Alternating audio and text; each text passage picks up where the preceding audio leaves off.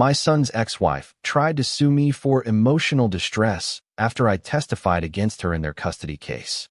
I countered with a defamation suit and brought receipts. The judge dismissed her case and sanctioned her attorney. What happened next will shock you. I will tell you everything. First, let me quickly thank you for your continuous support. This means a lot to us. If you enjoy the stories we share, kindly subscribe to this channel. It will be great if you can leave a comment on which city you are watching from. We might just give you a shout out in our next story. Today's special shout out goes to Barry K-Man from Oklahoma. We are glad you enjoy our stories. Now let's go deeper into the story. I wasn't supposed to be involved. I kept telling myself that. Over and over again, like a prayer or a warning. I raised my son to handle his own battles, to stand up straight when life came swinging. I thought that meant I'd earned my right to sit back and let him figure things out. But when I saw him walking out of the courtroom that first day, face pale and jaw clenched like he was holding back a scream, I knew something was off. Jake's not the kind of man who breaks easily. He got that from me. But the woman he married, and later divorced, had a way of peeling people down to the bone. Angela could cry on command, flip a narrative in a single breath, and make a man feel guilty for truths she never even denied. I'd kept my distance after the divorce, trying to stay neutral, trying to avoid the poison that seeped through every interaction. But the moment she started trying to take his daughter away from him, my granddaughter, I couldn't sit still. That's when everything shifted. When Jake asked if I'd testify, he did it like a man who'd already been told no too many times. Only if you want to, Dad, he said. I's not quite meeting mine. I get it if you don't want to get involved. But that wasn't it. It wasn't that I didn't want to. I just didn't know how to without blowing everything up. I had receipts. I had stories. I had memories of covering for Angela when she'd leave town for work trips and dump the kid on us for days without a word. I had text messages from nights she was drunk and belligerent, asking if we could babysit, like we were strangers, not her daughter's grandparents. I even had a voicemail she left me by mistake once, cussing Jake out and mocking him for crying after a court hearing. I kept it all, not because I wanted to use it, but because I didn't trust her. That instinct, the one that made me save every crumb of proof, turns out it was the smartest thing I ever did. I remember the courtroom that day like it was burned into my brain. Beige walls, harsh fluorescent lights, the smell of paper and tension. Angela sat at her table in a sharp suit, and that same smug expression she always wore when she thought she had the upper hand. Her lawyer, a young guy with a nervous smile, kept whispering to her like she was royalty. I sat up straight, looked the judge in the eye, and told the truth. No embellishments. Just facts. I explained how often my wife and I had watched the child when Angela went AWOL. I described what I'd witnessed at drop-offs, how Angela would scream at Jake in front of their daughter, how the child would come to our house and not want to go back. I kept my voice steady, even when my hands shook, because I knew what the stakes were. And I wasn't going to let that little girl be used as a pawn in her mother's game. Angela didn't say a word during my testimony, but she stared at me, unblinking, venomous. And when I stepped down and passed her table, she turned slightly and whispered just loud enough for me to hear, "You'll regret this." I didn't flinch, but something cold slid down my spine like a knife. I told myself she was bluffing, just angry she'd been cornered by facts. But deep down, I knew better. Angela wasn't the kind of woman who made idle threats. She was a grudge holder, a plotter. I didn't know what she'd do or how, but I could feel it, like thunder in the distance. And sure enough, she didn't wait long to strike back. It was 2 months later when I got the letter, a thick white envelope with my name printed in bold black ink. At first, I thought it was a bill, maybe something from the insurance company. But when I opened it and saw the header, notice of civil lawsuit, emotional distress, my knees buckled. I had to sit down. She was suing me, not Jake, me, for emotional distress, for slanderous testimony, for intentional infliction of mental anguish. I read the whole thing 3 times, each sentence more absurd than the last. According to Angela, I'd lied under oath. I'd painted her as an unfit mother, damaged her reputation, and caused her psychological trauma. She wanted compensation. A big, round number I won't even repeat here. I sat there on the couch, the letter trembling in my hands, and felt a heat rise in my chest I hadn't felt since I was a young man in a bar fight. Rage, yes, but disbelief too. I'd always known she was dangerous. But this was war. I didn't tell Jake right away. He was already drowning in legal bills and custody evaluations. I didn't want to pile more weight on his shoulders. But my silence didn't last long. A week later, when I got served in person by some slick-looking process server with a smirk, I lost it. Jake was at the house dropping off my granddaughter for the weekend. I handed him the envelope and said, "She's suing me now." He looked at me like I'd just said the moon was on fire.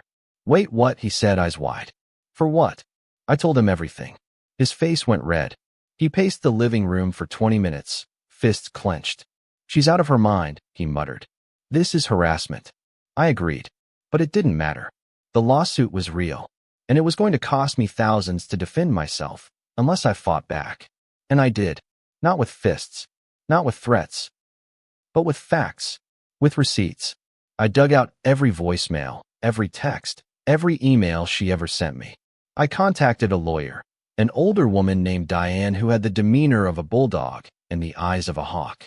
The moment I showed her Angela's messages, she smiled for the first time. "Oh," she said, flipping through the screenshots. "This is going to be fun." And that's when the tide turned. That's when I stopped feeling afraid and started preparing to win. There's something humiliating about being handed legal papers on your own porch, especially by a man half your age who looks like he enjoys the shock on your face a little too much. He was wearing a polo shirt and sunglasses, all confidence and cologne, and when I opened the door, he said, "Mr. Whitmore," like it was just another line in a bad movie. I nodded, and he smiled like he was delivering a prize. "You've been served." Just like that. No emotion, no explanation. Just handed me a manila envelope thicker than a phone book and walked back to his car like he'd done a good deed. I didn't open it right away. I sat down at the kitchen table, poured a cup of coffee I suddenly didn't want, and stared at that envelope like it might explode if I touched it. When I finally pulled out the papers, I had to read the header 3 times just to be sure I wasn't hallucinating. Angela had really gone through with it.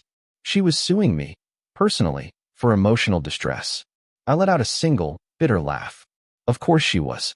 It was surreal reading the claims, like stepping into a world where truth didn't matter and reality was whatever she said it was. She'd written that my testimony in court had maliciously distorted her character, that I had publicly defamed her and caused her lasting psychological damage. She even accused me of abuse by proxy, claiming I used my role as Jake's father to sabotage her reputation and inflict emotional cruelty. I felt sick. Not because I believed any of it, but because I knew the kind of chaos this woman was capable of creating out of thin air. Angela had always been like this, dramatic, manipulative, and dangerously persuasive. She could turn a family dinner into a war zone with one passive-aggressive comment. She could make herself the victim in situations where she'd clearly thrown the first punch. And now she was trying to turn the legal system into her personal revenge fantasy. Jake was the first person I called after I read through the papers. He answered on the first ring, breathless like he'd been running. "Dad," he said, "everything okay?" I didn't answer right away. Just the sound of his voice brought up a mixture of pride and guilt I wasn't ready to untangle. I told him what happened, tried to keep my voice even, but by the time I got to the part about emotional distress, I could hear the fury bubbling in his silence. "She's lost her damn mind," he finally said. "You did nothing wrong. You told the truth. That's not a crime."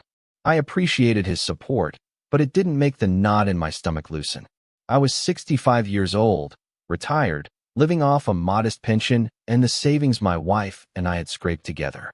I didn't have the time or money for a drawn-out legal circus. But if Angela thought she could scare me into backing down, she clearly didn't know me as well as she thought. The next morning, I walked into Diane's law office carrying a shoebox full of receipts, literal and figurative. Diane was a no-nonsense type, hair pulled back tight, glasses low on her nose, with a courtroom presence that could curdle milk. She looked at the papers, glanced up at me, and said, "Well, isn't this a mess?" I told her everything, how I'd testified, what I'd said, how Angela reacted, and how I'd saved years' worth of texts and voicemails because something in my gut told me this woman wasn't done causing damage. Diane didn't flinch. "We're not just going to defend this," she said. "We're going to counter. She's accusing you of defamation? Let's show the court who really defamed who." And just like that, something inside me clicked. I wasn't the old man on the porch anymore. I was done being passive, done hoping she'd come to her senses. If Angela wanted to go scorched earth, then she could choke on the smoke. I spent the next week combing through every old phone, laptop, and hard drive I had. I found voicemails Angela had left after custody hearings, slurring her words, mocking Jake's parenting, even laughing about how easy it was to manipulate court evaluators. One message was particularly damning, left accidentally when she thought she'd hung up. It was a minute and 20 seconds of her laughing with a friend about how she'd twist the old man's words and make him regret ever opening his mouth. That was me, the old man. I listened to it 3 times, each time my jaw tightening a little more. I sent it to Diane. She called me 20 minutes later. "This is gold," she said. She handed us everything we need. And for the first time since getting that envelope, I let myself feel the smallest flicker of satisfaction. Angela had finally gone too far, and I had proof. We filed the counterclaim a few days later. Defamation, malicious prosecution, and emotional harassment. Diane made sure every detail was airtight. She submitted the voicemails, the texts, and the emails as exhibits. We requested damages for legal fees, emotional distress, and punitive penalties. Diane said judges usually don't go for big emotional claims unless there's a pattern, and Angela had given us one in Technicolor. We also subpoenaed Angela's social media history. Diane had a tech guy on staff who dug up posts Angela had deleted, ones where she'd called me a liar, accused me of manipulating the court, and implied I'd abused my granddaughter. I hadn't even seen half of them until they were printed out in black and white. Reading them felt like getting punched in the chest. But they were also the ammunition we needed. When Angela's lawyer received our counterclaim, he tried to arrange a private meeting. Diane refused. "If she wants to play games," she said, "she can do it in front of a judge." I agreed. I didn't want an apology. I wanted accountability. And somewhere deep down, I wanted her to feel even a sliver of the fear she'd tried to inject into me. Not because I'm cruel, but because she needed to learn that actions have consequences, especially when you aim them at the wrong man. We were scheduled for mediation first, just a formality before the court date. Angela walked in wearing another expensive-looking blazer, makeup caked on like armor, and sat down across from me like we were strangers. Her lawyer looked rattled. Diane, on the other hand, looked like she'd been waiting for this her whole life. She slid a folder across the table. "We'd like to begin by playing Exhibit B," she said. The room went silent as Angela's own voice filled the space, laughing about how she'd lie about me, how she'd ruin the old bastard. Angela's expression cracked for just a moment, just long enough to see fear. She tried to interrupt, claiming the tape was taken out of context, that it was a joke. Diane didn't even flinch. "The court will decide," she said calmly. Angela's lawyer leaned in to whisper something in her ear, and for the first time in years, I saw Angela look unsure. Not angry, not smug, just lost. That moment, those 5 seconds of her own words hanging in the air, no defense strong enough to cut through them. That was worth every penny I'd spent on legal fees. I didn't want a war. That's the truth. I never walked into this thinking I'd enjoy taking someone apart in court. I'm not built for revenge the way Angela is. But there's a difference between wanting peace and letting someone drag your name through the dirt. She had pushed too far, suing me, lying to the court, posting accusations online, even calling me abusive in group chats with people I'd shared meals with. I'd built my whole life on integrity. I raised Jake to tell the truth, to hold steady when life got messy. And now here I was being painted as a manipulative old man trying to hurt a poor, struggling mother. It wasn't just false. It was a slap in the face to every sacrifice I'd made for that child, and I'll be damned if I let her rewrite history to suit her bitterness. Angela didn't want justice. She wanted to punish me for telling the truth. And once I saw that clearly, the guilt I'd been carrying around finally burned away. I wasn't on defense anymore. I was swinging back. The week leading up to court felt like standing in a minefield. Every phone call felt too loud. Every knock on the door made my chest tighten. Diane kept things moving like a machine. Emails, filings, cross-references, but I could see it in her eyes too. Angela was playing a high-stakes game, and while we had the evidence, family court was unpredictable. Judges were human. They had biases. And if Angela managed to twist this into some story about a vengeful father-in-law, there was always the risk someone might believe her. That's what scared me. Not losing the case, losing my good name. I'd spent 65 years being the steady one, the one who kept his word, the one people could count on.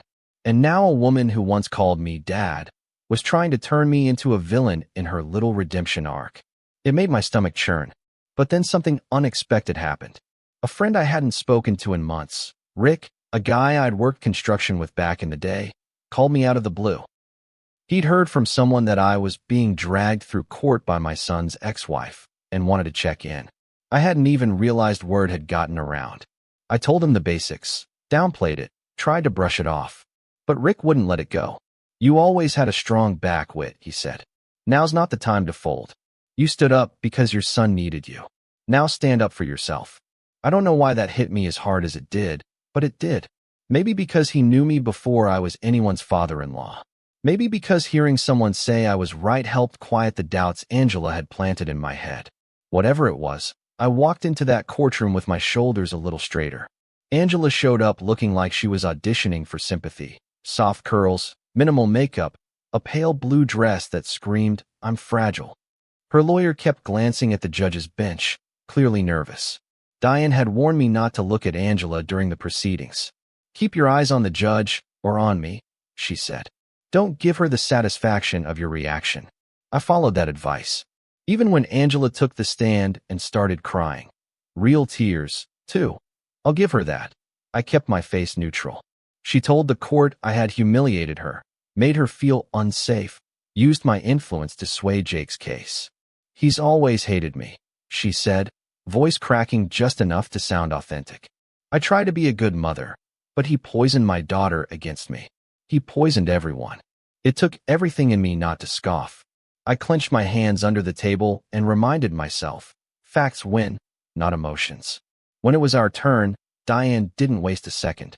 She played the voicemail first, the one where Angela, not realizing she hadn't hung up, told her friend she was going to bury that old bastard in court, and laughed about how easy it would be to fake tears. The courtroom went still. Angela's lawyer tried to object, but the judge waved him off. Then came the text messages. Dozens of them, all from Angela, mocking me, threatening to make him pay, and one where she bragged, "By the time I'm done, Jake's gonna wish he never had a father." That one hit me harder than I expected. I stared at the screen as it was read aloud and felt something deep inside me crack. Not from pain, but from clarity. She wasn't just angry. She was vengeful, and she didn't care who she hurt in the process. The cross-examination was brutal. Diane asked Angela about her drinking, carefully, professionally, and about her past threats. Angela stumbled through answers, trying to spin them, claiming context, emotional outbursts. But the more she talked, the more the mask slipped. At one point, the judge actually interrupted to ask, "Ms. James, are you suggesting that these statements were all jokes?" Angela looked like she'd been slapped. "No, Your Honor," she stammered. I just meant, I didn't mean them the way they sound." The judge didn't look impressed. And that's when it happened. Angela lost it. Right there on the stand, she turned toward me and snapped. "He's been against me from the beginning. Him and Jake both. They never wanted me around." Her lawyer grabbed her arm, but it was too late. The courtroom saw what I'd seen years ago. Angela, raw and unfiltered, when she didn't get her way. When court recessed for lunch, Diane leaned over and whispered, "You just won your case. She handed it to you." I didn't smile. I didn't celebrate. I just sat there, hands folded, thinking about the years we'd all lost to this woman's games. The birthdays missed. The holidays ruined. The tension every time she walked into a room. And now, it was all finally being dragged into the light. I'd wanted truth, and I got it. But it didn't feel like victory. It felt like cleanup after a hurricane. Outside, in the courthouse parking lot, Angela approached me. I was standing near my truck, trying to breathe in something that wasn't courtroom air. She walked up fast, heels clicking, jaw tight. "You think you're so righteous," she hissed. "You think this makes you a hero? I didn't say a word, just looked her in the eye. She scoffed. You ruined everything. I shook my head slowly. No, I said, voice low. You did that all by yourself. She flinched like I'd slapped her. For a second, I saw something flicker in her eyes. Shame, maybe. Or just rage morphing into something uglier. Then she turned and walked away. That night, I sat on my back porch with a beer and watched the sun set. I thought about my wife. How proud she'd be if she were still alive. I thought about Jake, who'd texted me a single sentence after court. You did the right thing, Dad. And I thought about my granddaughter, too young to understand any of this, too innocent to know the war that had been fought in her name. I didn't know what the judge would rule officially, but I knew we'd won where it mattered. The truth had been told, the lies exposed, and whatever came next, Angela could no longer pretend to be the victim. She set the fire. All I did was show the smoke. The morning of the ruling, I woke up before the sun. Couldn't sleep, couldn't sit still, couldn't stop pacing the hallway like a man waiting for a call that never came. It didn't matter that we'd laid out every fact, that Diane had torn Angela's case to shreds, or that the judge had spent most of the hearing side-eyeing her lawyer like he was one step away from contempt. The truth is, courtrooms don't always reward the right person. Sometimes they reward the loudest. Sometimes the one who cries hardest wins. And I'd seen Angela cry more in 2 days than I had in the entire decade I'd known her. So even with every receipt printed and cataloged, even with a countersuit filed and Angela's own words on record, I didn't feel safe. I felt exposed, tired, like the last few months had wrung every ounce of steadiness out of me. All I wanted now was for it to be over. Jake drove me to court that morning, said he didn't want me going in alone. We didn't talk much on the ride, but there was a quiet solidarity between us, the kind that comes only after walking through fire together. I glanced over at him at a red light and saw the lines on his face, new ones, deeper than before. Angela had aged him, had aged both of us, really. He looked at me, gave a tight smile, and said, "Whatever happens, you did the right thing." I nodded but didn't answer. I didn't feel righteous. I felt like a man who had taken a beating for standing his ground and wasn't sure if it was worth it. But that's the thing about standing up. You do it even when it hurts. Especially when it hurts. The courtroom was fuller than usual. Word had gotten around, and now people were showing up out of curiosity. A few family members from Angela's side were sitting near the back, whispering to each other. I recognized her aunt, who once sat at our Thanksgiving table acting like she was family. She wouldn't even look at me now. Angela came in late, wearing black this time. Probably thought it would make her look more somber, more sympathetic.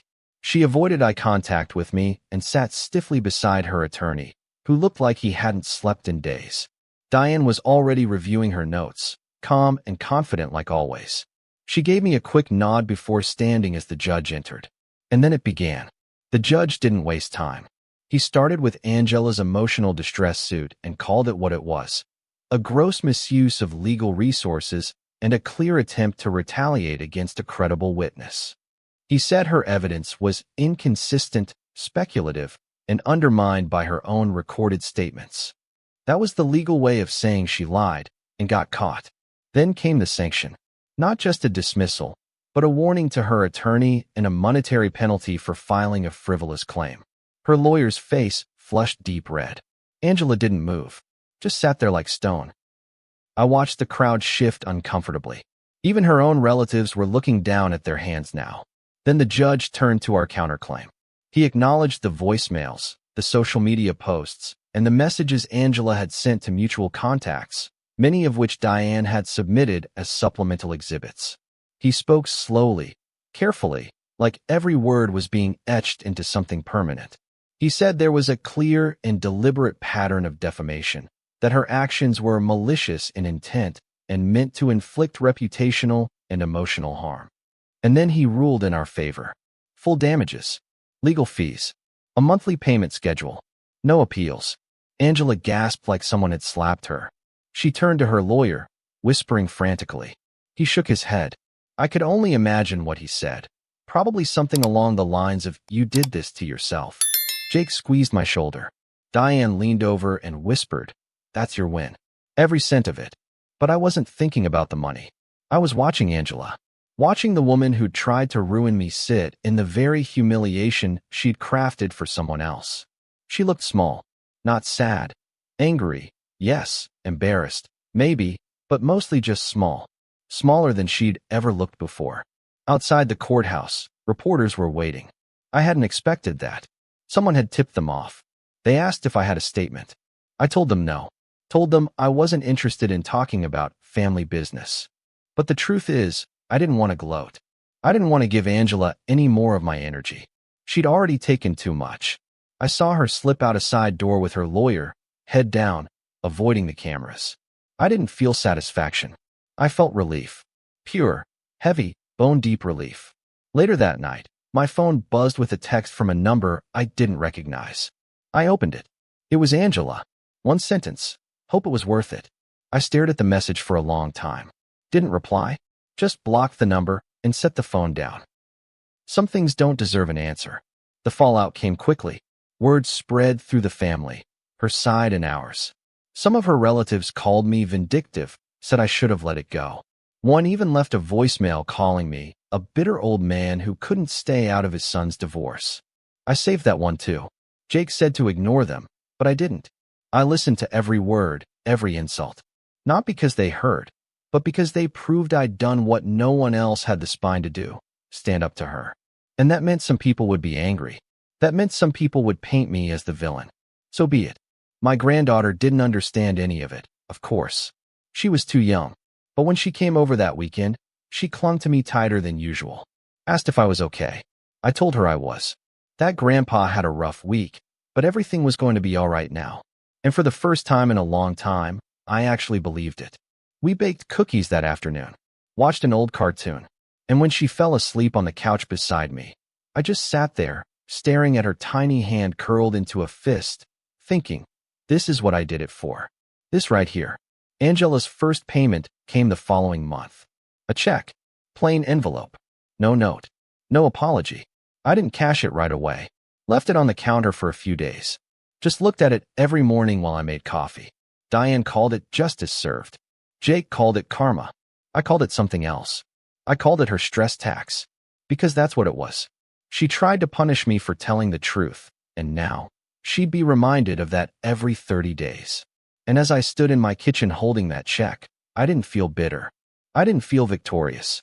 I just felt clean. Like I'd rinsed off a layer of grime I didn't know I'd been carrying. Angela could twist whatever story she wanted. She could cry and post, and play the victim to anyone who'd listen. But she couldn't erase the truth. And now, every month, she'd have to pay for it. The first few checks felt like quiet victories. Not because I needed the money. Lord knows I'd survived off less during the years after my wife passed. But because they were physical proof that someone like Angela could be held accountable, even if just barely. The envelope always arrived the same way. No return address, no note, just a plain white rectangle with a postmark from across town. She could have wired the payments, but no, she wanted to make it personal. Or maybe she hoped I'd see the routine as shameful.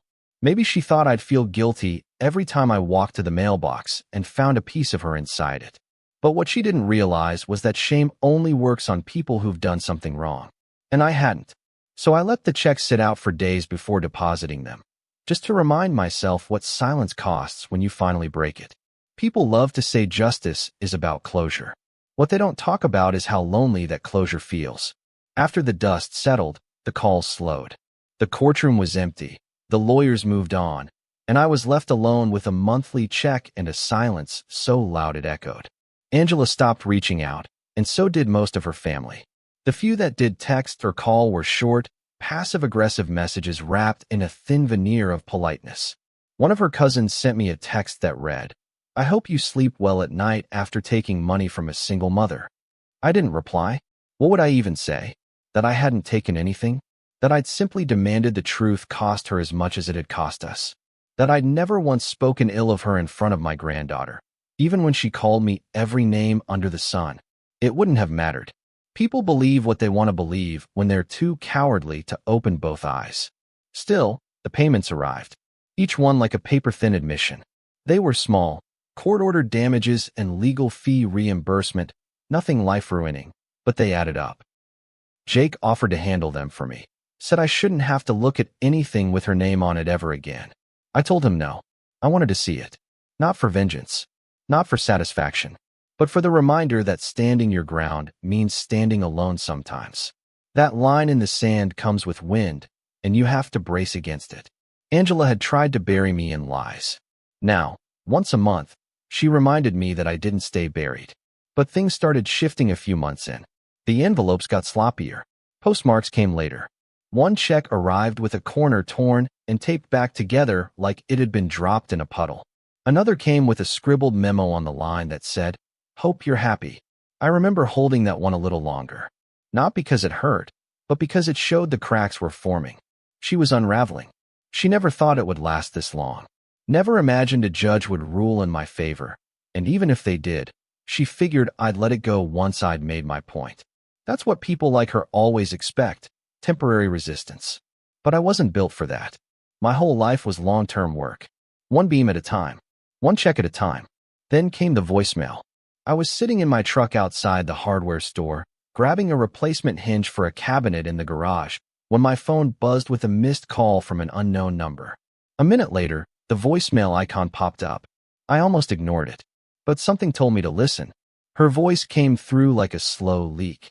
Tired, shaky, still laced with that edge of false sincerity. "Hi," she said, followed by an awkward pause. "I know you probably won't listen to this. Or maybe you will, just to roll your eyes. I don't know. I can't keep doing this, okay? I made mistakes. I said things I shouldn't have. But dragging this out, every month, it's not helping anyone. Can't we just move on? Please." I replayed it twice. There was no apology. No ownership. Just a vague fog of regret that never landed on anything solid. The way she said "we," like this was mutual. Like her lawsuit, her posts, her threats had just happened passively, as if they were whether neither of us had control over. It was her final trick, trying to frame my boundaries as punishment. Trying to say we were both at fault, so we should both move on. But I learned a long time ago, Angela doesn't apologize. She just wants to reset the clock once the damage is done. Not to make things right, but to avoid accountability. I didn't call her back. I didn't even delete the voicemail. I saved it. Another receipt. Jake heard about the voicemail a few days later when he stopped by to help install the new hinges. He stood there in the garage, arms crossed, watching me line up the screws, and said, "She'll never admit it. But she knows she lost." I nodded. "She's hoping I'll give her the win anyway." Jake chuckled. "Too late for that." Then, after a beat, he added, "I'm proud of you, Dad, for not backing down." That got me. I didn't show it, but it got me. Because for a long time, I worried Jake resented me for getting involved, for testifying, for making things messy. But hearing those words from him, now, months later, it reminded me that this fight hadn't just been about Angela. It had been about showing my son that truth matters, even when it costs you. And it had cost me. The silence from certain family members. The awkward glances at church. The pit in my stomach every time I heard the mail drop through the slot. But all of that paled in comparison to what we didn't lose: my granddaughter's safety, Jake's peace, my integrity. I could live with tension. I couldn't live with regret. And that's what I reminded myself every time I opened another envelope. This wasn't about bitterness. It was about clarity, about drawing a line and refusing to step back when someone tried to smear their dirt across your name. That month, when Angela's payment came late, I didn't panic. I knew it would show up eventually. And it did, 4 days past the due date, with another bitter memo on the line that read, "You win." I stared at those 2 words and felt a strange emptiness. Because that's not what this ever was. A win? No. There are no winners in a war like this. There are just the people who survive it, and the ones who think their charm can outlast consequences. So I endorsed the check, deposited it like I always did, and filed the stub in the same drawer as the others. I didn't smile. I didn't smirk. I just moved on with my day. Because the real win wasn't the money. It was the quiet, the peace in my home, the trust in my family. And no memo line could ever take that from me. I never imagined justice would look like a stack of paper checks in a drawer, each one signed with resentment, postmarked with resistance. But there they were, tangible reminders that the truth cost her something. And every month, when that envelope showed up in my mailbox, It didn't feel like a win or a jab or even revenge. It felt like the line I drew holding steady. No matter how Angela spun the story, no matter how she tried to manipulate the narrative, she couldn't erase the reality that she was now legally bound to compensate me for what she tried to take. That's what I held on to. Not anger, not bitterness, but the boundary. The cold, firm edge of it. I didn't yell to set it. I didn't threaten. I just stood still and let her run into it on her own. Over and over again. People always ask what closure looks like. For some, it's an apology. For others, it's watching the person who wronged them fall apart. But for me, it was a Sunday morning when nothing happened. No angry messages. No court filings. No drama. Just a quiet house, warm coffee, and the sound of birds outside my window. That morning, my granddaughter sat at the kitchen table drawing a picture of us. Her, me, and Jake. Stick figures holding hands under a big yellow sun. No mention of her mother. No confusion in her eyes. Just simple joy. That's when I realized what I'd really fought for. Not the money.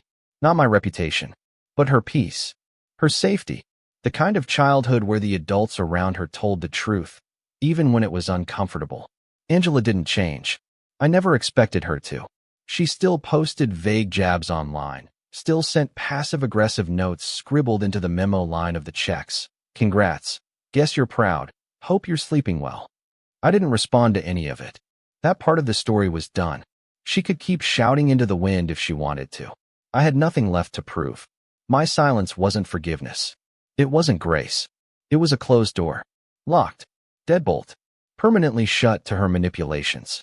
I had learned that boundaries aren't always loud. Sometimes they're just consistent. But even with the noise behind me, I'd be lying if I said there wasn't a small part of me that still ached. Not for reconciliation, God no, but for what could have been. I thought back to the early years, when Angela and Jake were newly married, and she'd sit at our dinner table like she belonged there.